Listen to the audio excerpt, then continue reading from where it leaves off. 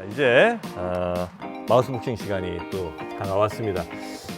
치열한 말의 싸움을 통해서 두 당의 두 진영의 한번 입장 차이를 한번 확인해 보도록 하겠습니다. 국민의힘 강동을 당협위원장, 이재영 위원장 나오셨고요. 반갑습니다. 네, 감사합니다. 네, 그리고 반대편에는 더불어민주당 법률위원회 조상호 부위원장님 어서 오십시오. 예, 안녕하십니까. 네, 지난번에 출연하셨을 때 처음에는 이렇게 좀 매너 이렇게 지키시다가 막판에 막 거의 뭐 도구 파이팅 아니었습니까?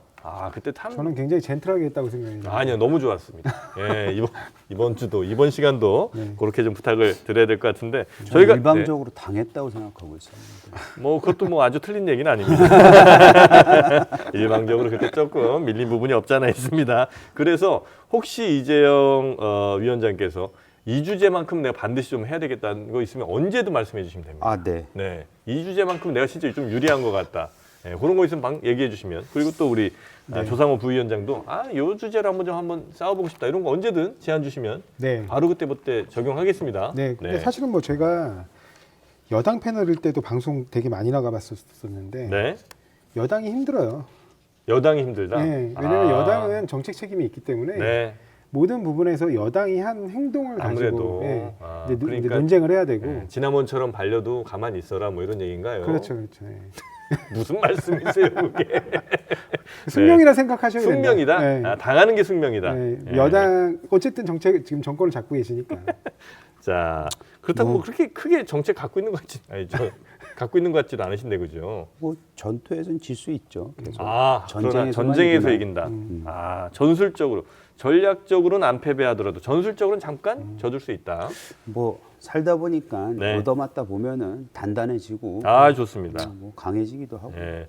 자, 좋게 그럼 보려고.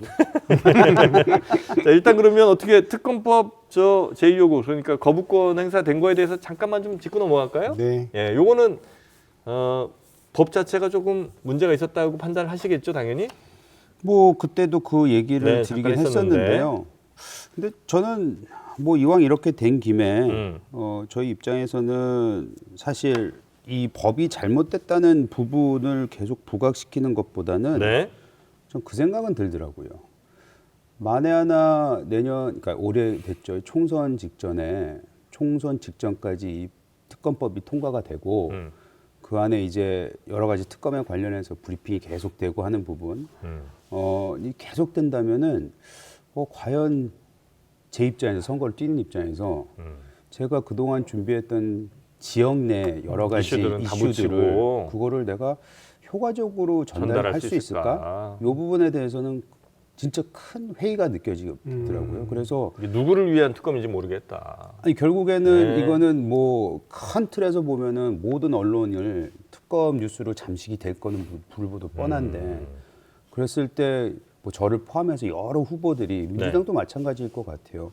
준비했던 사람들은 과연 그 자기가 누구인지를 유권자한테 전달할 수 있을지에 대해서는 그건 아니오시다라는 생각이 네. 들어서 이왕 이렇게 된 김에 어차피 지금 특검을 거부권 행사한 거에 대해서는 일반 여론이 되게 안 좋았잖아요. 네.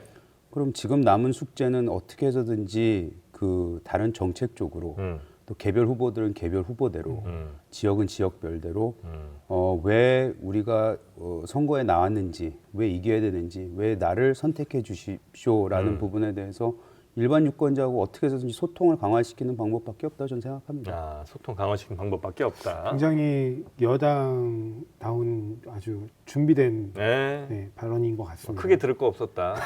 뭐 그런 말씀이신가요? 아니 어찌됐든 근데 좀 안타까운 건 네. 원에 계시니까 원내로 입성하셨으면 본인이 지금 말씀하신 그런 부분을 정책으로 보여줬을 것 같은데 어쨌든 원에 계셔서 직접적으로 할 수 있는 건 아니고 그 원내에 계신 분들이 협조를 해주셔야 가능한 부분일 텐데 어찌되었든 그 책임감 어떻게 보면 책임 정치를 하겠다라는 그 자세 자체는 굉장히 여당 지금 이렇게 책임 있는 여당 구성원답다 뭐 이런 생각은 듭니다. 근데 어찌되었든 야당 입장에서는 가장 핵심이 되는 그 어떤 정책 내지 어떻게 보면 정견에 관한 사항들 뭐 이런 부분에 대해서 우리가 안 다툴 수가 없어요. 왜냐하면 정부 여당의 정책에 실정이 있는데 그 실정을 지적하지 않는다면 야당이 아니거든요.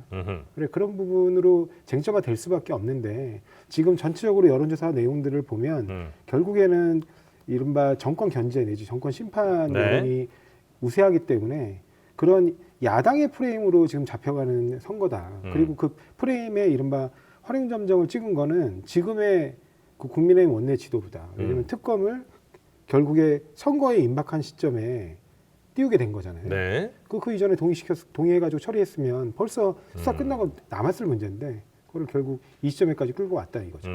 그러니까 전 두 가지라고 보는데 네. 조금 톤 좀 높여주시고요.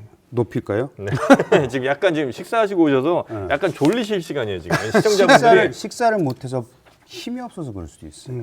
이재용 위원장님이 지금 식사 못 하셨어요? 네, 못했어요. 아니 하고 오세요. 아니 시간 12시 반까지 이렇게 드렸는데. 12시까지 오라 그랬죠. 아니 오셔서 진짜 삼각김밥이라 좀 드시고 오세요. 안 주더라고. 아니 본인이 챙겨 먹어야지 누구한테 주길 바랍니까? 여기 오면 좀 주시면 안 이 돼요, 갑질이고 안 됩니다. 그게 어떻게 갑질이에요? 12시까지 불러놨으면 그 먹을 거 조금 주시면 되는 아니 우리 걸 방송 가지고. 노동자들이 그거 지금 저 출연자들 뭐 밥 챙기는 사람입니까? JTBC 자리 스튜디오 봐요. 얼마나 넓고 좋아 여기 보기만 해도 굉장히 돈이 많은 곳이에요. 진짜 이거는 나는 너무 섭섭하다. 네. 편의점 잠깐 들렸다 오시고요. 다음부터는. 알겠습니다. 네. 다음부터는 제가 들렸다 오겠습니다. 네. 근데 두 가지인데 네. 조금 하나는 더 높여주시고. 이 사람마다 좀 틀릴 것 같아요. 네. 왜냐하면 저 같은 경우에 지금 굉장히 오랜 기간 동안 원외위원장을 했거든요. 그렇죠. 그래서 지역 내에서는 저를 좀 알아요. 네. 인지도가 좀 있습니다. 뭐 전반적인 인지도는 좀 낮을지 모르지만 그래서 우리 지역 내에서 이재용이 뭘 하고 싶다라는 거에 대한 메시지를 전달할 수 있는 채널은 저는 이미 벌써 확보가 돼 있는 것 같아요. 근데 큰 틀에서 이런 굉장히 큰 바람이 불면은 그 채널들마저도 다 막혀버립니다. 지금 현재 그 상황이에요? 그럴 수도 있었죠. 아니에요? 그 근데 상황? 그걸 뚫고 오셨어요? 아니 지금 만약에 하나 그러니까 탄핵이란다. 저 발언 조심해 주시고요. 특검. 내가 말이 잘못 나왔네.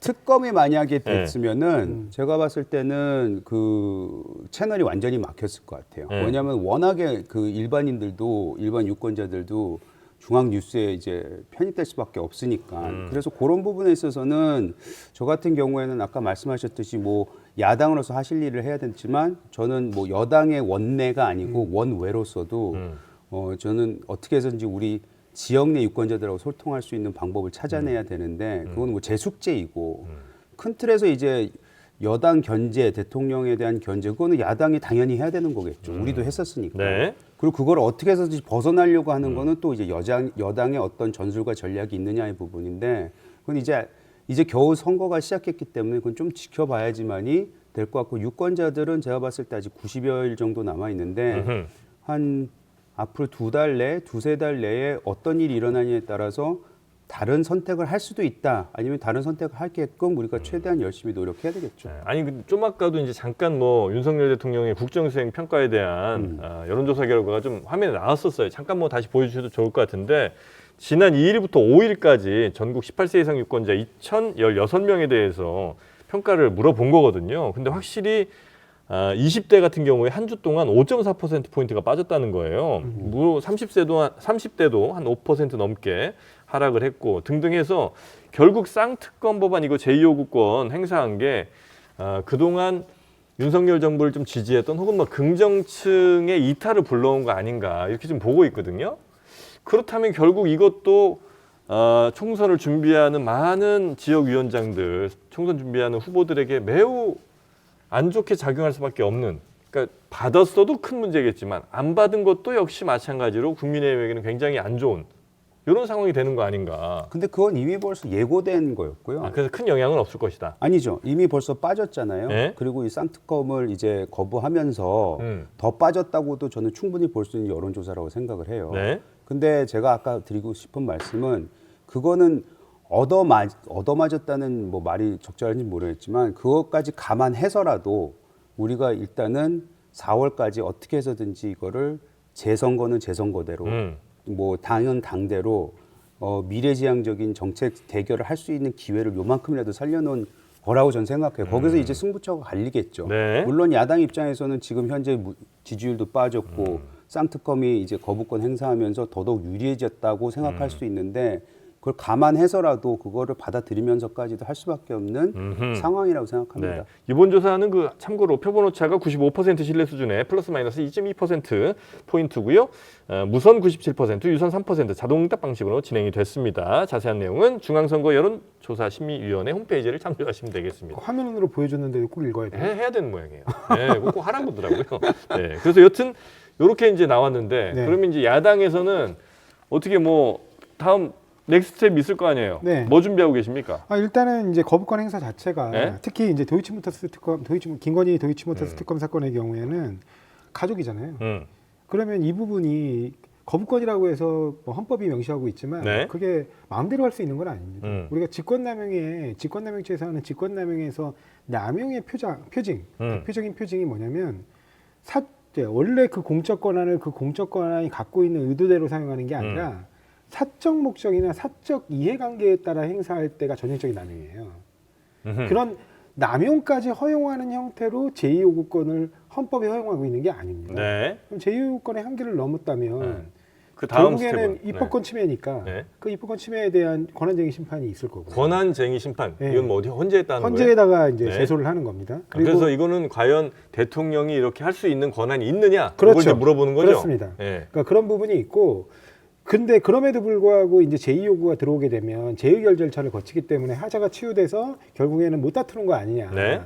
그런 얘기가 있을 수 있는데 우리 헌법재판소가 일관되게 지금까지 제시해왔던 방향은 뭐냐면 헌법적으로 중요한 사안으로서 그러니까 헌법 위반 여부를 밝혀야 될 필요성이 있는 사안에 대해서는 그렇게 이미 종결돼 가지고 다른 어떤 사유로 인해 더 이상 이게 다툼의 여지가 없는 상태까지 놓였다. 이걸 네. 우리가 소위라고 그러는데 네. 그런 상황에 초래됐다 하더라도 판단한다.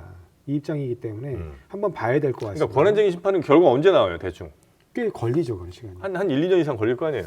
1, 2년까지는 까지는 안 가요? 아니더라도 왜냐하면 중요성을 감안하며 헌재가 신속 심리로 진행하게 되면 한 6개월 내에도 6개월? 나올 수 있습니다. 어쨌든 그래 총선이 지나가네요, 그죠? 예, 맞습니다. 예. 그리고 그것과 별개로 이제 제2요구가 들어와서 이제 아마 그러면 이제 회기가 열리는 2월 중에 아마 네. 처리될 것 같은데 그렇게 처리돼서 다시 또 재송부되었을 때 그때 이제 어떻게 할 것이냐. 그러니까 만약에 그 부결이 나면 어쩔 수 없지만 가결이 됐을 땐 또 어떻게 될 것이냐.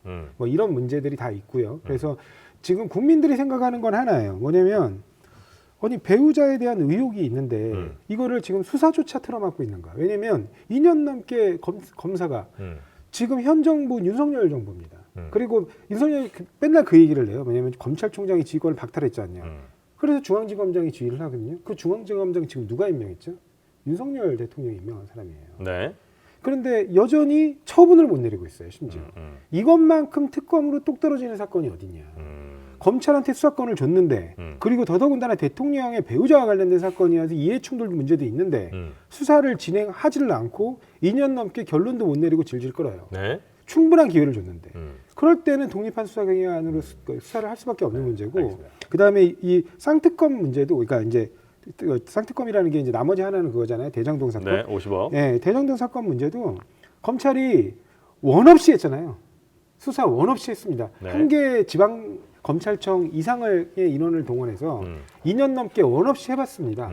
그런데 국민들은 50억 클럽에 대한 의혹이 전혀 진행됐다고 생각하지 않아요. 네. 그러니까 그런 부분에 대해서 이 별도의 특검, 왜냐하면 그 50억 클럽은 이른바 검찰이 과연 수사할 수 있느냐와 관련된 부분이에요.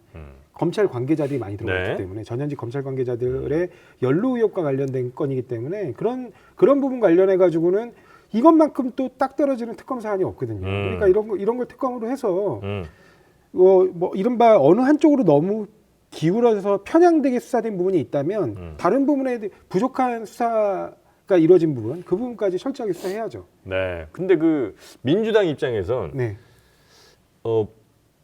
어쩌면 약간 이렇게 거부권 나오고 막 이런 걸로 대통령이 자신의 가족을 좀 보호하는 듯한 이런 느낌의 분위기가 총선에는 더 도움이 될 수도 있잖아요. 그래서 총선에 도움이 되는지 여부와 관계없이 네. 이 김건희 씨가 이 건 관련해 가지고 이미 2012년도에 서울지방경찰청 광역수사대에서 계속 수사를 하려고 그게 했는데 이제 다 영장이 특검을 기각됐잖아요. 가야 되냐 말아야 되냐 그 이제 그 문제야 뭐 사실 이제 또 다른 문제인데 네. 지금 이제 선거 전략 혹은 뭐 선거 구도만 이제 봤을 때는 네. 요게 사실 그렇게 악재는 아니잖아요.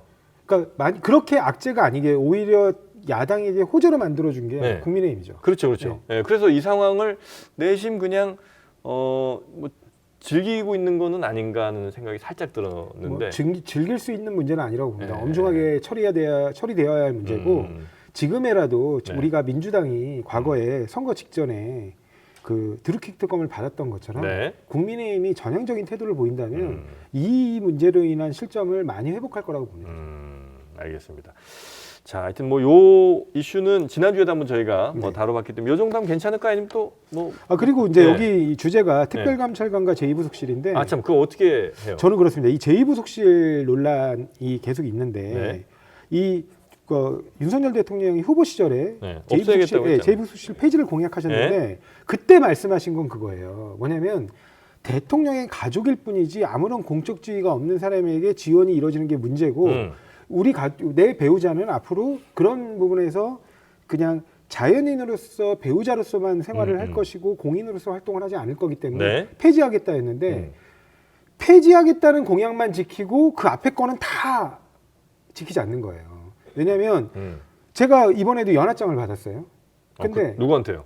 윤석열 대통령께 오, 연하장을 네. 받았는데 그게 윤석열 대통령 명의로 온 게 아니라 대통령 부부 명의로 해서 그분은 가족 이제 이제 키우는 이른바 그 반려동물들도 가족이라고 생각하시니까 토리. 많은 네네, 등등. 많은 등등이 있더라고요. 네. 그래서 그렇게 가족 사진처럼 찍어서 대통령 부부라고 보냈었어요. 네. 발신인을. 네.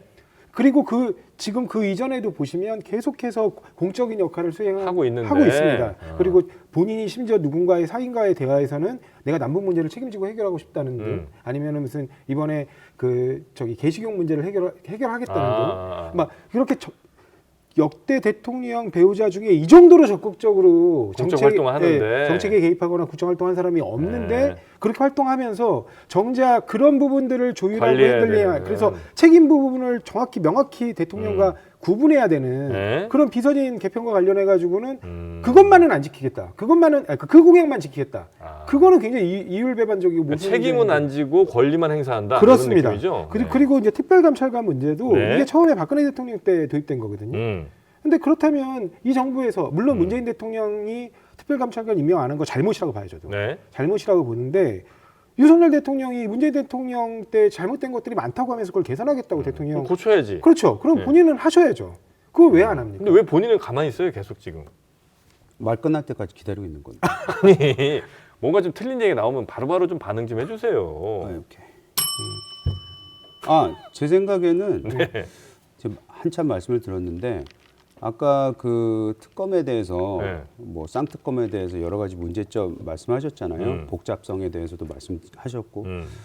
그러니까 복잡한 내용이고 장기간에 걸쳐서 필요할 수도 있는데 네. 물론 특검이라는 게 기한이 있긴 하지만 그러니까 총선 끝나고 하시면 되죠. 끝나고는 해도 돼요? 끝나고 하시면 되죠. 끝나고 안 된대잖아요. 한동훈 위원장도. 그거 끝나고 안 된다고 이렇게 못 박은 것도 아니고 네. 제가 봤을 때 한동훈 위원장이 무조건 안 된다고 해서 안 되는 것도 아니고 저희가 그 예전에도 쌍특검 그러니까 특검에 대해서는 시기를 조율하자는 얘기는 이미 당내에서 나왔기 때문에 법 자체가 악법이라 이건 하지 말자는 거 아닙니까? 아니 국민의힘은? 저희가 네. 국민의힘에서 쌍특검에 대해서 얘기 나왔을 때는 총선용으로는 이거는 악법이다라는 얘기는 했었어요 분명히. 근데 제가 아까 말씀드렸던 부분에서 연장선으로 말씀드리자면은 이 시기 조율을 하자는 얘기는 당내에서 많이 나오고 있었습니다. 그리고 아직도 나오고 있기 때문에 네. 그 부분은 어떻게 총선 이후에도 가능하지 않을까 저는 그 가능성이 그게 예를 열어놓고 들어서 있고요. 당론이라든지 이게 확실한 목소리가 있으면 아니 저는요. 아니요. 당론을 그걸 당론으로 한다 그거는 말이 안 되는 것 같고요. 일단은 우리도 정당이고 네. 그 안에 여러 가지 의견들이 있지 않습니까? 네. 그러니까 그 의견들이 나오고 있다는 걸 그냥 말씀드리는 것뿐이고. 그러니까 야당 입장에서는 어떻게 협상을 해요? 예를 들어 기간은 그럼 바꿀까라고 협상을 했는데 여당에서는 아니야 기간 아니고 그냥 악법이라니까 이런 목소리도 있고 그래 기간 바꾸면 해줄게 이런 목소리가 있으면 통일된 뭔가가 있어야 야당에서도 뭔가 협상을 하려면 할 거 아니에요. 아니 더더군다나 그게 이번에 기간에 네. 대해서는 서로 간에 협상을 한 것도 없는 걸로 저는 알고 있고요. 음. 그거는 뭐 민주당에서도 마찬가지인 걸로 알고 있고 그 다음에 지금 그 의견들이 계속해서 나오고 있기 때문에 네. 그 부분에 대해서는 아직까지 협상의 여지가 저는 있다고 봅니다. 그러니까 그건 제 의견이에요. 네. 그러니까 의견을 전달드린 거고 아까 말씀드렸던 부분에서 대통령이 연하장 보냈는데 거기 부부가 쓴 거 그런 것까지 문제 삼냐? 그것까지도 뭐 이거 아니 문제 삼는 게 아니에요. 네. 그렇게 하실 거면 제대로 그게- 하셔라는 거지. 아니 그게 어떻게 공적 그걸 가지고 활동이냐? 공적 활동에 네. 연관이 지어서 그것마저도 약속을 안 지켰다고 얘기를 합니까? 저는 오히려 네. 제2부속실에 대해서는 대통령 입장에서는 그건 맞는 것 같아요. 이게 공약 사항이고 공약을 폐지한다는 거는 그건 부담되는 부분이잖아요. 계속 폐지해 왔잖아요. 그래서 저는 어차피 이 부분도 제2부속실을 폐지를 하겠다라고 했는데 지난 한 2년간 많은 국민들이 제2부속실 필요한 거 아니냐라는 게 정치권 내에서도 그리고 외부에서도 그 우려를 표명하면서 얘기를 해왔습니다. 네. 그래서 지금은 제2부속실을 다시 신설을 해야 되는 거겠죠, 다시. 그 부분은 오히려 이렇게 국민들의 입장이 있고 의견이 있으니 이거는 내 공약을 폐지하면서까지라도 받아들여야 되는 게 아니겠느냐라는 저는 그렇게 해석을 하고 있거든요. 이것을 특검하고 전 연결시키지는 않습니다. 네, 저도 개인적으로. 그렇게 많습니다. 네. 그리고 특별감찰관 같은 경우에는 말씀하신 대로 문재인 정부에서도 안 됐잖아요. 그때도 우리가 야당으로서 요구했던 부분이에요. 네. 그때 여당은 민주당은 그거에 대해서 필요 없다고 얘기했었던 네. 부분들이 분명히 얘기하지는 있었고. 않았던 걸로 알아요. 특별한 의견은. 근데 따르지 우리가 않았죠. 감찰관에 대해서 얘기를 해서 그거는 뭐 암묵적 부인인 거죠. 맞습니다. 그러니까 그거 그렇게 잘못한 제가 거예요. 봤을 때 잘못된 네. 부분이잖아요. 근데 최소한 요번에는 이것도 뭐 쌍특검 요 기간에 나와서 좀 아쉬운 부분이 없지 않아 있지만 감찰관을 두겠다는 부분에 지금 그 문호를 연 거거든요. 네. 그래서 그 부분이 만약 이루어진다면은 사실은 저는 그건 바람직한 방향으로 가는 거죠. 아니요, 감찰관 그 부분은 언급을 안 했어요. 아니 그냥 저는 부속실만 얘기했죠. 아니, 부속실에 대해서는 확연한 언급을 한 거고 감찰관에 대해서도 전원들이라는 게 있잖아요. 저희도 뭐 당내에서 듣는 얘기가 있고 여기저기서 거기 부분에 있어서는 긍정적으로 긍정적이거나 검토를 하겠다. 검토를 하겠다는 뜻은 항상 하겠다는 의지가 반쯤은 담겨져 있다고 저는 봐요. 정치적으로 봤을 네. 때. 그래서 그 부분도 지켜지게 되면은 사실은 뭐 박근혜 때 생겨서 안 됐지만 문재인 때는 아예 언급도 안 됐었고 받아들여지지 않았고 여기는 2년 지났는데 앞으로 3년이나 남았지 않습니까? 3년 내에 그것이 이루어진다면은 저는 충분히 이 정권이 어느 정도 전향적으로 바뀌는 게 아닌가 그건 긍정적으로 평가해야 된다고 봅니다. 저는 이게 왜냐하면 지금 당론으로 정하느냐 아니냐 네. 이것도 지금 말씀하셨는데 뭐에 대한 당론이요? 이 특별감찰관이나 제2부속실이라든가 네네네. 이런 부분에 대해서 당론으로 정해주면 되는 거 아니냐 네. 이렇게 말씀하셨잖아요. 근데 심지어 21대 아니 당론으로 아까 얘기하셨던 거는 그 부분이고 저기 시기 조율. 시기 조율. 특검의 특검의 시기 시기 조율. 조율. 네. 특검의 시기 조율을 요건 당론이라는 네, 얘기 맞습니다. 아니에요? 예. 특검의 시기 조율 말씀하셨는데 같은 21대예요. 네. 같은 21대에 권성동 원내대표가 그때 당시 원내대표를 하실 때 네. 뭘 약속하셨냐면 검찰 수사권 조정 받겠다 그랬어요. 결국 합의해가지고. 그래가지고 그거를 여야 원내대표 간에 사인까지 했습니다. 네. 20대였구나. 20대 말기였던가 그랬을 거예요. 근데 사인까지 했어요. 네네. 윤호중 원내대표하고. 근데 당에 들어왔는데 한동훈 장관이 분위기 안 좋은 거예요. 근데 한동훈 장관이 이거 말도 안 되는 법안이다라고 몇 마디 나왔어요. 네. 바로 그냥 엎어버렸어요. 여야 합의된 내용. 여야에서 사인까지 했는데도 21대 같은. 21대 맞는 것 같아요. 20대는 말이 안 돼요. 네, 말이 안 되죠. 21대 때 그렇게 합의를 한 거예요. 그러니까 같이 합의했는데 그것까지도 뒤집는데 당론으로 약속한 게 무슨 의미가 있습니까? 약속의 의미가 크게 없다. 그렇습니다. 그리고 네. 정말 이게 만약에 지금 이 총선용으로 이렇게 임박한 시점으로 만든 게 누굽니까? 네. 그 이전에 그냥 통과시켰으면 아무 문제 없던 것들이에요. 그랬죠. 네, 그러면 이미 네. 총선 전에 다 수사도 끝나고 네. 처분도 다 내려졌을 거예요. 근데 6대까지 끌고 와서. 그렇죠. 그러니까 시기 결국엔 얘기를 총선용으로 만든 건 국민의힘이면서 총선용이니까 못하겠다. 이게 무슨 말입니까? 뭐 저는 21대 국회에 대한 무능함에 대해서는 뭐 그래서 바뀌어야 된다고 생각하거든요. 우리 같이 들어가서 바꾸시죠. 네, 그래서 뭐야? 그때 가서도 갑자기 하고 결론이 왜 이렇게 나와? 아니 저는 뭐 제가 계속해서 세대 교체 네. 얘기도 하고 네. 결국에는 저 21대 국회를 보면서 네. 민주당이 너무 많았던 것도 사실은 거대 야당으로서 네. 굉장히 힘자랑만 했던 걸로 보여지고요. 네. 그리고 우리도 뭐 아까 뭐 시기 조율도 잘 못했고 그때 받았으면 지금 끝났을 거네 뭐 이런 얘기를 하시는데 그건 사실 원내에서 이루어졌던 거잖아요. 저도 원망이 있어요. 왜 이걸 잘 처리를 못했을까라는 부분이 있는데 그것이 그럼 그때 받았어야 하냐 말아야 되냐 이걸 떠나서 포인트는 지금의 총선이 다가왔는데 왜 이런 걸 가지고 우리가 지금 논쟁을 하냐 이 부분이 있거든요. 근데 결과적으로는 21대 국회에 대해서 저는 높게 평가하지 않습니다. 그래서 이번 22대 때 제대로 된 사람들이 들어가서 바꿔보자. 평가받을 수 있도록 근데 되게 기회를 좀 달라. 되게 이거죠. 어려워졌어요. 제가 보니까 저 국민의힘도 뭐 김무성 뭐 이런 분들 다시 다 나오고요. 네. 여기도 뭐 박지원 저 원장님 뭐 이런 분들 다 나오시는 거 보니까 새 정치인들 젊은 정치인들이 들어갈 자리가 매우 좁아진 것 같다. 아니 네. 그래도 우리는 노력하고 있죠.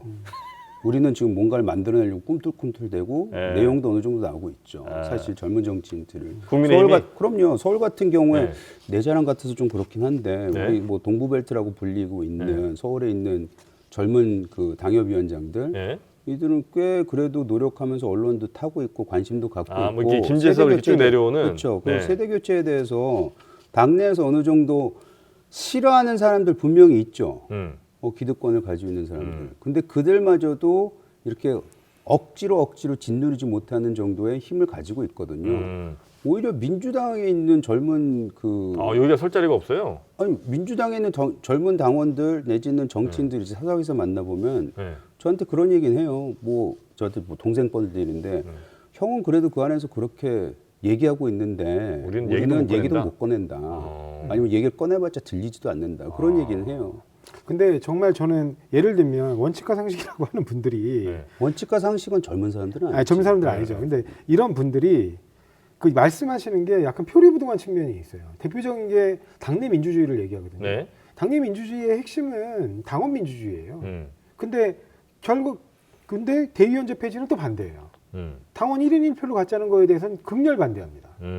자기가 임명하는 대의원들이 막대하게 많은 표를 갖고 있어야 된다는 게 네. 그분들이 생각하는 그러면 민주주의냐. 도대체 그분들이 말하는 당내 민주주의라는 게 뭐냐.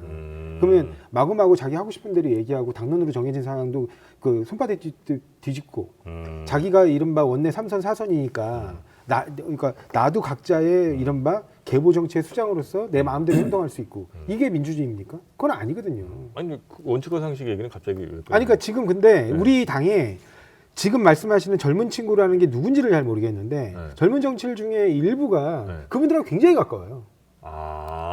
그래서 네. 꺼내셨구나. 그래서 그분들이 그 목소리를 낼 수 없다 그러는데 네. 마음대로 내고 있습니다. 사실은 방송에 나와서 마음대로 얘기하고 있고. 젊은 정치인들 네. 대표적으로 누구 있어요 민주당에? 굉장히 많죠. 예를 들면 뭐 누가 있을까요? 박성민 전 박성민? 예, 저기 그 청년비서관인가요?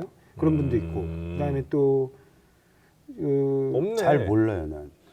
지금 누구 말씀하시는 거예요, 민주당? 그 얘기는 못 아니, 하죠. 그러니까 민주당의 젊은 정치인들이 저도 지금 생각나는 사람이 그렇게 많지 않은 것 같은데. 그러니까 그거 자체가 문제지. 언론에서 이름조차가 거론이 안 된 이 네. 상황 자체가 민주당에서 무슨 목소리가 나오면 네. 첫째 목소리가 있는지 없는지도 모르는 상황이잖아요. 네. 저는 전부터 말씀드렸지만 지금 86 운동권 세력들이 네. 민주당 꽉 붙잡고 있어요. 숫자만 보더라도. 그리고 이들이 다 정치 출마한다고 합니다. 선거 출마. 제가 봤을 때는 이제는 좀 넘겨줄 때가 됐거든요. 근데 그 소리가 나오는 86 정치인들 제가 본 적은 별로 없어요. 아니 근데 근데 그거는 포인트는 뭐냐면 가지고 있는 사람들이 내려놨을 때 네. 공간이 생기기도 하잖아요. 네. 안 그럼 투쟁을 해야 되는데 어쨌든 간 젊은 정치인들에 대해서 민주당에서 나오고 있는 얘기는 별로 안 들려요. 우리도 쉬운 싸움 아닌 거 맞습니다. 국힘도 뭐 사실 저희도 힘들어요. 저희 기득권 얼마나 센데요. 네네네. 근데 그 기득권을 어떻게 해서든지 우리가 물러나게 하게끔 싸우고 있는 거거든요. 투쟁하고 있는 거거든요. 근데 그 목소리가 우린 들린다는 거죠. 최소한. 목소리 비율이 작을 수는 있어도 어떻게 해서든지 우리는 그 공간을 스스로 만들어내가면서 얘기를 했을 때 어느 정도 우리 당원이 됐던 우리 진영에 있는 사람들이던 그래 한번 믿어보자. 한번 제 얘기도 들어야 되는 거 아닌가. 이런 환경이 조성되어 있다는 말씀을 드리는 그러니까 거예요. 참 근데- 국힘도 젊은 정치인들 많이 나가겠네, 그죠? 이번에 예. 많이 나와죠. 이준석과 함께, 그러니까 당을 나가겠다고요. 당을 나가겠다. 네. 근데 저는 이준석 대표에 대해서도 밖에서 얘기했을 때는 전 그런 얘기는 해요. 이준석 대표가 나갔어요. 당에 이제 서로 맞지 않는 부분에서 나갔어요. 나간 거에 대해서는 전 굉장히 안타깝게 생각을 하는데 근데 보수 진영이라는 걸 전체적으로 해서 이게 표에 어떤 게 유리하냐 마느냐를 떠나서 보수 진영을 보면은 이준석 당대표급. 네. 그 다음에 예를 들면은 지금 한동훈 위원장도 70년대생 아니에요? 73? 72? 뭐 73 걸로 네, 알고 73, 있습니다. 네. 그리고 우리한테 지금 요즘에 욕은 많이 얻어먹고 있지만 당을 나가서 뭐 지금 신당 찬양했다는 뭐 신인규 같은 지금 노력하고 있잖아. 네, 이 신인규. 보수 진영은 그래도 젊은 사람들이 나와서 어떻게 해서든지 투쟁을 해보고 보수를 재건을 한다는 명분이 됐던지 그런 노력을 하고 네. 있다는 거죠. 저는 네. 되게 공감 가는 말씀이고 옳은 말씀이라고 생각하는데 제가 말씀드리고 싶은 건 뭐냐면 그러면 지금 말씀하시는 그 젊은 청년 정치인들이 네. 선배들이 양보해서 한 건 아니잖아요. 본인들이 투쟁한 것이지.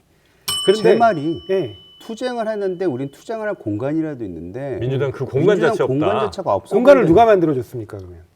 공간 우리가 자기가 만들죠. 만드는 거잖아요. 그렇죠. 그러니까 제가 드리고 싶은 말씀이에요. 자기가 만드는 것이 누가 만들어주지 않는다. 그리고 양보를 밀어내는 것이지 얻어내는 것이지 양보를 하진 않는다는 거예요. 죽었다 깨어나도. 그 누구도? 예, 국민의힘도 마찬가지입니다. 그거는. 그러니까 아니, 우리 아니, 운동권 아니. 내에서도 그게 받아들여지는 이유는 기득권 세력은 그걸 내놓기 싫어할 수는 있으나 우리 진영의 자체에서는 그게 어느 정도 받아들여지기 때문에 그게 언론에도 나오고 그것이 표출이 됐을 때 사람들이 조회수가 올라간다는 말씀을 드리는 아니, 거고 우리도 마찬가지예요. 운동권 지금 바꿔야 된다라는 그 내부의 여론이 굉장히 강하고 당원들의 요구가 많기 때문에 네. 저 같은 사람한테도 이른바 공간이 열리는 거예요. 저는 학생 운동을 해본 적이 없어요.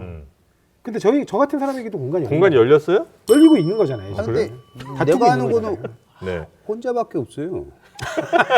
누가 아니, 또 있어요? 아까 약간- 이름대로 못 됐잖아요. 아니, 약간 지금 이런- 말씀하신 이런 게 있는 것 포인트가 같아. 포인트가 안 맞았던 그러니까 것 같아요. 국민의힘은 뭐 이게 그냥 제가 밖에서 볼 땐 막 뭐 이렇게 들이받고 뭐 이렇게 하면 뭐 좀 어렵지만 어쨌든 조금 이제 틈이 좀 생기거나 뭐 그냥 들이받는 애들한테 아유 알았다 뭐 이렇게 가다가 이제 뭐 좀 공간이 생기기도 하는데 민주당에서는 이렇게 약간 젊은 사람들이 들이받으려면 결국 들이받는 사람들이 뭐 586 혹은 이제 뭐 이렇게 좀 기존 세력들 이렇게 되면 그분들의 강력한 지지세들이 새로 들이받으려고 하는 사람들을 좀 잘 안 봐주는 것 같은 느낌? 그렇죠. 뭐 그런데 그거는 여기는 기득권- 그런 팬덤이 없으니까. 그러니까 국힘은. 기득권 저항이 있는 거예요. 예를 들면 우리 당 안에 더민주 전국혁신회의라고 만들어져서 네. 이 원외 그룹들이 이른바 원내에게 기득권 타파를 강하게 요구하고 있거든요. 네. 그러니까 그 집단 전체가 사실은 원내 의원들의 공격 대상이 돼요.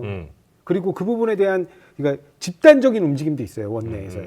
그러니까 그럼에도 불구하고 우리도 마찬가지로 세력으로 만들어서 계속해서 투쟁하고 있는 거거든요. 근데 세력화가 안 되잖아요. 세력화가 돼 있으니까 한 번에 몇만 명씩 아니 청원이 세력화가 이루어지는 돼서 거잖아요. 네. 젊은 층들이 세력화가 돼서 그걸 지지하는 세력들이 일반 여론 또 시민들이 많다면은 그게 어떻게 해서 표출이 되잖아요. 네. 그게 온라인상에서 표출이 되든지 아니면 그게 언론을 통해서 표출이 되든지 뭐 지라시를 통해서라도 표출이 되든지 하는데 그게 안 되는 게 뭐 제가 민주당 당원이 아니라서 자꾸 이렇게 평가하기가 좀 죄송하긴 한데 그 모습이 안 보인다는 거죠. 제가 아침에 신문을 그냥 쓱 봤을 때 우리는 그게 보일 때가 있는데 여기는 아예 안 보인다는 말씀을 하는 거거든요. 근데 이거는 약간 언론 지형에 관한 문제이기도 해요. 예를 언론 들면 지형, 네. 국민의힘 내부에서의 이런 움직임에 대해서는 신선한 움직임이라고 받쳐주는 게 있어요. 근데 우리 민주당 내에서의 이런 움직임은 분열 시도, 낙인 찍기, 개딸 전체주의 이런 걸로 비판한다고요. 그러니까 왜냐하면 지금 그렇게 하면 그건 이른바 이쪽의 탓이란 말이에요. 아니요. 저는 또 갑자기 왜 언론이니까. 아이, 아니 지금 저는 아니에요. 뭐 언론인은 아니시잖아요. 아니 근데 약간 좀 이런 측면도 있겠다. 그러니까 예를 들면 뭐 양쪽의 그 뭐 호남 영남 좀 제외하고 수도권 같은 경우에 이제 민주당이 지금 훨씬 더 많은 지역의 국회의원들이 현역으로 있잖아요. 네. 그러다 보니까 국민의힘 입장에서는 굉장히 어려운 지역들이지 다. 그러니까 야, 젊은 애들 너네들이라도 나가서 뭐라도 해봐라 뭐 이런 분위기가 좀 있을 수 있고. 그럴 수 있죠. 네. 현역이 많은 이쪽에서는 기득권이 이미 저 현역 의원들이니까. 그거는 잘못 판단하신 이건 아니에요? 거예요. 아니에요. 우리 같은 경우에는 네. 우리가 험지에 밀려서 나가는 게 아니고요. 우리는 우리가 나가겠다고 나가는 겁니다. 그 의지는 되게 중요한 거라고 봐요. 나는 예를 들어서 좋은데 양재 나가고 싶은데 너 양재 안 돼 험지로 나가. 요 부분은 잘못된 부분일 수도 있는데 우리는 우리가 험지에 나가서 우리가 하겠다고 우리가 선언하고 나가는 거기 때문에 그렇다면 그 험지에 가서 사람들이 그럼 오지 않겠느냐. 저도 경선 대상자가 있고요. 오겠다는 사람들도 이게 있습니다. 젊은 정치인들이 예를 들어 강동을에 저 나가겠습니다. 혹은 뭐 어디 뭐 마포에 나가겠습니다. 이러면 국민의힘에서도 그래 이렇게 할 수가 있다는 거죠. 근데 이제 민주당은 이미 거기 현역들이 다 있어. 네. 그러니까 새로운 사람들이 뭔가 이렇게 두각을 나타내면서 활동하기가 조금 더 어렵지 않냐는 그렇죠. 거예요. 그리고 아무래도 예. 그런 움직임으로 이렇게 활발하게 활동을 하면 같은 현역 카르텔들이 움직이기 때문에 그러니까. 비난 대상이 돼요. 예. 그 자체로. 예. 현역 의원 지역구에서 현역과 경쟁하겠다는 말을 꺼내는 현역을 순간 비판해야 되니까. 네, 비판을 굳이 안 해도 네. 오히려 원외가 비판을 당합니다. 그걸 바로 우리가 기득권이라고 얘기하는 그렇잖아요. 거예요. 근데 그럼에도 불구하고 계속 도전하고 싸우고 있거든요, 그분들이. 근데 그게 전혀 안 보인다 이거죠. 제 말은. 그러니까 언론에서 좀 조명해 주셨으면 좋겠습니다. 좀 조명 좀 해주세요. JTBC에서도 좀 우리가 조명을 해요? 조명해 줬으면 좋겠습니다. 알겠습니다. 이거 좀 싸주세요, 이게. 알겠습니다. 여튼 지금 이제 젊은 정치인들이 좀 설 자리가 좀 많아져야 되는 거는 여야 마찬가지로 저는 이제 공감도 한 하는데 300석 중에서 200석은 네. 젊은 사람이 되고 나머지 100석은 네. 진짜 민주당에서 86세대 중에서도 네. 굉장히 좋으신 분들이 있습니다. 원로로서 할 수 있는 역할 충분히 있고 있어야 돼요. 우리 당도 마찬가지고. 네. 근데 이 원로이자 기득권을 가지고 계신 분이 299석을 차지하려고 하니까 문제라는 거죠. 제발 정말 두 분이 이제 정치 많이 하실 텐데 나중에 원로 되셔서 또 그때 돼서 한 20년 지나면 그래도 국민의 선택이 최우선이고 국민의 뜻을 존중해야지 사람들아. 그게 민주주의지. 이렇게는 하지 마세요. 지금 하신 얘기를 나중에 좀 기억을 해주세요. 그때까지 이거 하고 계시면 나와서 보여드릴게요. 그때 만약에 여러분이 보고 계시면 그것이야말로 국민의 뜻 아니겠습니까? 국민의 뜻을 따르겠습니다. 저는. 저는 이런 문제들도 한번 진지하게 우리 당 내에서도 얘기가 네. 나왔지만 그러니까 동일 지역구 3선 제한 문제도 우리 당에서 그러니까 왜냐면 이걸 꼭 법으로 얘기할 게 아니라 당 내 내부적인 어떤 공천 기준으로 정해서 그런 것 좀 있으면 좋겠어요. 했으면 좋겠습니다. 네, 동일 지역구 3선. 자, 오늘 원래 의도했던 주제와 다른 주제를 지금 계속 얘기를 좀 하게 됐는데 네. 끝으로 낙준 연대라고 하나요? 네. 이낙연 그리고 이제 이준석 두 분이 지금 이제 그러니까 이준석 전 대표는 이미 뭐 다 시작을 했고요. 그다음에 이낙연 전 대표도 거의 뭐 이번 주 아마 말쯤 이제 탈당 얘기하고 그다음에 신당으로 갈 것 같은데 두 분이 힘을 합칠 가능성에 대해서는 얼마나 가능성을 보고 계십니까? 저는 예전보다 높아졌다고 봐요. 예전이 언제예요? 불과 한 일주일 전? 그때보다 좀 높아졌다. 이제 정치라는 건 굉장히 지금은 뭐 빠른 속도로 움직이는 시기라서 네. 네, 지금 제3 신당들 중에서 뭐 여러 군데가 있잖아요. 근데 이준석과 이낙연 전 대표의 두 분의 전 대표의 그 신당이 특히 이낙연 같은 경우에는 만약 신당이 이번 주말에 이루어진다면 네. 합칠 수 있는 속도는 좀 빨라질 수도 있겠다. 아니면 가능성이 높아질 수도 있겠다. 그리고 두 사람의 뭐 언어도 조금 틀려졌다. 서로 간의 호감도를 좀 보이는 것 같고 옆에서 보더라도 선거 전략상으로도 봤을 때는 그들은 아마 그것이 유리할 수도 있겠죠. 합치면 둘 다 윈윈이에요? 왜냐하면 기호 3번을 받을 수도 있는 부분이 될 수 있으니까. 양당에서 이렇게 현역 의원들이 나중에 들어오게 현역이 되면 만약 들어온다는 전제하에 뭐 현역 2명씩 갖고 있는 것보다 4명 가지고 있으면 3번 받을 수 있는 기회가 훨씬 더 낫잖아요. 그래서 그런 전략적인 판단이 가능해지지 않을까라는 생각이 좀 듭니다. 저는 일단은 만약에 그러니까 이른바 낙준연대로 가게 되면 지금 이낙연 대표의 지지율이라든가 이낙연 대표의 신당 지지율이라든가 이준석 뭐 신당 지지율도 마찬가지고요. 그런 측면에서 바라보거나 아니면 지금 영입되는 사람들의 수, 그다음에 그 주목도 네. 이런 것까지 고려하면 사실상 이낙연 전 대표가 흡수당해야 하는 꼴이거든요. 이준석 신당에 네. 이낙연 전 대표가 흡수되는 꼴이다. 흡수되는 꼴인데 그걸 과연 수긍할 것이냐. 이낙연 전 대표가.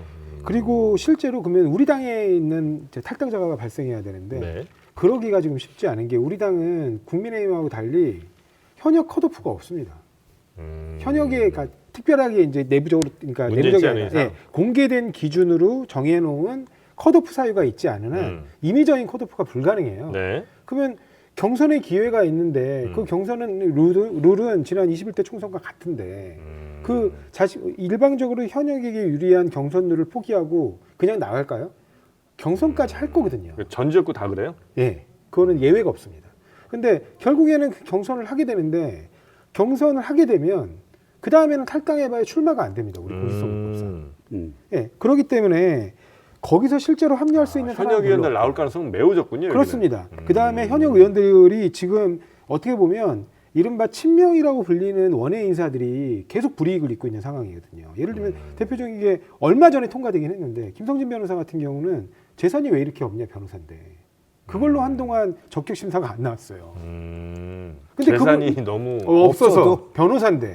아, 수상하다. 네. 근데 그분은 변호사 이제 사법연수원을 수료하고 난 뒤에 변호사가 된 다음부터 네. 계속해서 시민단체 아, 활동을 근데 그 했어요. 논리는 도대체 뭐예요? 너무 재산이 없어서 부적격이 나는 건 아니 무슨- 부적격은 아니었어요. 계속 심사 이제 발표가 보류됐던 거죠. 그러니까 부적격 할 수 있으니까. 할 수 있으니까 계속 보류되는 거잖아요. 뭐 딴 데 빼돌리냐 뭐 모르겠어요. 이런 건가? 그러니까 이 부분이 그러니까 현역 의원들 거기에는 또 막강한 현역 의원이 있거든요. 네. 출마 예정 지역은. 근데 거기가 이른바 비명으로 분류되는 의원이에요. 근데 이른바 그러니까 친명들이 다 불이익을 받고 있는 상황이라고요. 그러니까 예를 들면 뭐 정의찬 그 후보 같은 경우도 이제 과거에 그 민주화운동 과정에서 본인이 잘못한 부분이 있습니다. 그 부분에 대해서는 역사적으로도 사과를 했고, 네. 그리고 그럼에도 불구하고 또 그런 정과 문제를 가지고 또 컷오프됐고. 음흠. 그래서 정가 문제가 있으면 컷오프 될 만하네. 그러면 지금 네. 86들은 다 컷오프예요. 아, 그 예전에 같은 뭐- 기준이라면. 아니, 정가에 대한 뭐 기준은 좀 왜냐면 있겠죠. 아니요 이분도 집시법 뭐 이런 결국에는 거는. DJ 때 사면을 받았거든요. 민주화운동 네, 인정이 네, 돼가지고. 네. 근데 그런 기준이라면 다 컷오프죠. 그러니까 컷오프 좀 시켜가지고 네. 지금 현역들 좀 컷오프를 시키세요. 그러고 86 운동. 그러니까 저희들이 요구하는 게 그거예요. 그리고 그때 그분이 얘기했던 것도 네. 예를 들면 임종석의 정과는 민주화의 훈장이고 나의 정과는 범죄 전력이냐.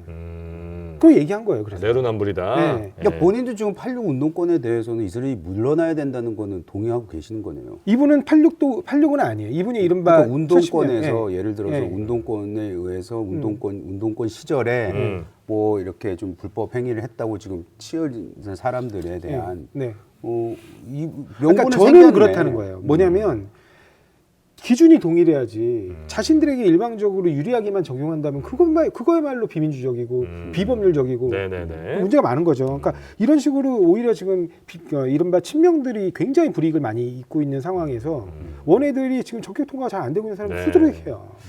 무슨 얘기를 해도 다 본인들의 그 네.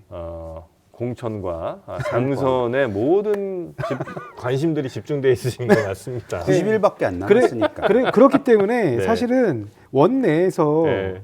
이낙연 신당으로 합류할 사람이 별로 없어요. 지금도 아, 지금 그게 보시면 없다는 거죠? 네, 보시면 알겠지만 누가 명시적으로 저는 이낙연 신당으로 가겠습니다는 사람이 지금 단 한 명도 나오지 않고 있잖아요. 그러니까 지금 그렇기 때문에 결국에는 아까 말씀하신 대로 자기의 옆에 현역 의원들이 좀 붙어줘야 그럼 낙준연대 어렵네. 예, 그걸 가지고 이른바 장사를 할 텐데 그게 안 돼. 그게 안 됩니다. 근데 그럼에도 불구하고 서로 간에 보완할 수 있는 부분이 있기 때문에 제가 그 두 신당이 합쳐지는 걸 원해서 얘기하는 게 아니고 아까 말씀했던 질문의 요지는 가능성이 있어 보이냐. 지난주보다는 가능성이 높아 보인다. 아, 그럴 수 있죠. 이 부분에 대해서 네네네네. 말씀을 드린 거고 그게 결정적이라고 말씀드리는 건 아니에요. 이낙연 전 대표가 뭔가 그래도 이게 몇 사람 같이 좀 이렇게 들어가거나 해야 어쨌든 거기서 세력화도 좀 하고 뭐 이럴 텐데 그게 그렇죠. 거의 어려운, 그러니까 혈혈단신으로 혼자 가야 될 것 같으면 그렇죠. 사실상 흡수되는 그림이고 가서도 별로 이렇게 본인의 어떤 역할이 그렇게 그렇죠. 크지 않을 수 있으니까. 그리고 이준석 대표조차도 그게 큰 의미가 있는 건 아니잖아요. 그분 한 분 들어오신다고요. 그렇죠. 물론 큰 정치인이긴 하지만. 그렇습니다. 네. 알겠습니다. 가능성에 대해서는 조금 더 높게 보시고 조금 더 낮게 보시는 그런 상황인 것 같네요. 근데 만약에 이제 그 말씀대로 이낙연 아니 잠깐만. 둘이 합쳐지는 가능성에 대해서 지난번보단 더 낮다고 보시는 아니요, 거예요? 아니요, 그건 아니에요. 그럼 아까 제가 동의 드렸잖아요. 네. 조금 더 높아지는 그러나 부분은 그럼에도 맞다. 불구하고 큰 예. 가능성은 좀 의미 없어 보이는 있는 거. 의미 있는 변화라고 보기는 어렵다는 근데 거예요. 만약에 그 상황이면 사실 신당 창당도 별 의미 없잖아요. 신당 창당하는 건 무슨 의미가 또 있어요? 어차피 사람 현역인 하나도 안 올 것 같으면. 그러니까 제가 볼 때 의미가 없는데 그분의 의지가 확고하면 가는 거죠, 뭐. 뭔가 보관이 좀 있지 않을까? 없을까요? 그런 것도 없이 그냥 뭐 그 정도의 어떤 어떻게 보면 그 상상력 내지는 정치적 상상력을 만들어낼 수 있는지는 좀 지켜봐야겠죠. 알겠습니다. 일단은 현역 의원 갈 사람은 거의 한 명도 없어 보인다. 지금은 없어 보입니다. 예. 저는 19대 때 그때 같은 그 기재위를 했었어요. 이낙연 전 대표요. 네. 예. 그래서 2년간 같이 이렇게 뭐 반대쪽에서 지켜보고 했지만 뭐 대선배죠. 대선배고 그 이후에 이제 계속해서 정치적 활동을 하시는 거를 눈여겨 봤는데 도지사도 하시고 또 뭐 대선 주자도 나오고 또 종로에 나와서 또 당선도 되시고 그런 모습을 봤을 때 물론 지금 상황이 말씀하신 대로 이낙연 전 대표한테 그렇게 녹록하지 않은 거는 맞아 보이긴 하는데 그 정도 정치력 특히 지난번에 그 민주당 그 경선 때 대선 경선 때 보면은 막판에 이제 어느 정도 그 소위 말하는 스퍼트를 만들어내셨잖아요. 수도권에서. 그런 모습을 보면 민주당에서 굳이 그렇게까지 이 평가를 저하하는 것이 아니올시다라고 생각이 들 수도 있거든요. 분명히 내공도 있고 이분의 그 정치력이라든지 정치 경력이 무시할 수는 없을 것 같아요. 그래서 말씀하신 대로 이렇게 조곤조곤 이렇게 말씀을 하시다 보면 그럼 현역에 나가는 숫자가 어떻게 될까? 뭐 아닐 수도 있겠네요. 왜냐면 경선이라는 게 있으니까. 하지만 이낙연 신당에 대해서 그렇게 뭐 마음 편하게 생각할 수는 없다고 저는 뭐 봅니다. 마음이 안 편하시겠지. 아니요, 그럼요. 마음이 편할 수는 없고요. 좀 다만 이제 현역이 나갈 가능성은 지금 굉장히 낮아 보입니다. 굉장히 낮아 보이고 사실은 그리고 이낙연 대표께서 우리 당에서 지금까지 활동해 오셨고 그리고 거기서 나름 본인이 쌓은 정책의 입지 같은 걸 고려하면 그분이 이렇게 나가시는 선택을 하는 게 맞냐에 대해서 계속 저희들이 말씀을 드리고 붙잡고 얘기한 거잖아요. 근데 그분이 얘기한 건 딱 하나예요. 당대표 물러나라거든요. 근데 제가 그래서 그런 말을 했어요. 민주적으로 선출된 당대표를 그렇게 아무런 근거도 없이 물러나라고 하는 건 말이 안 된다. 윤석열 대통령하고 똑같다는 거예요. 왜 갑자기 윤석열 대통령이 나와요? 아니 이준석 전 대표 그렇게 몰아낸 거잖아요. 그러니까 임기 끝나고 그럼 다음 전대에서 본인이 주장이 맞으면 당원들의 선택을 받으면 되죠. 이낙연 전 대표 힘이 없잖아요 지금. 이낙연 대표를 보면은 그렇게까지 당의 혜택을 받고 당을 사랑하는 사람이 왜냐하면 굉장히 당을 사랑하는 사람인 건 맞는 것 같거든요. 근데 그분이 지금 이런 상황에서 나가겠다 그렇게까지 할 정도면은 본인과 또는 본인을 지지하는 세력이 적다곤 하나 그분들이 생각하는 민주당은 본인들이 생각하는 예전의 민주당하고는 너무나 틀려졌다라는 부분이 근데 제가 말씀드리는 건 부각될 수도 있다. 민주주의자다운 모습은 아니라는 거야. 왜 그걸 숨어갈지 모르냐. 그리고 아까 말씀하셨는데 힘이 없잖아 그러셨는데 힘이 없으니까 밀어내지를 못한 거예요. 윤석열 대통령은 힘이 있으니까 이준석 대표를 당원들과 국민들이 뽑았는데도 밀어낸 거고. 이낙연 대표 힘이 있다고 보는데요. 뭐 여론조사 얘기를 뭐 예전에 보면은 몇 개 여론조사 보면은 이낙연 대표가 신당을 차리는 게 맞냐 틀리냐에서 틀리다라고 하는 부분이 한 60-70% 되는 것 같아요.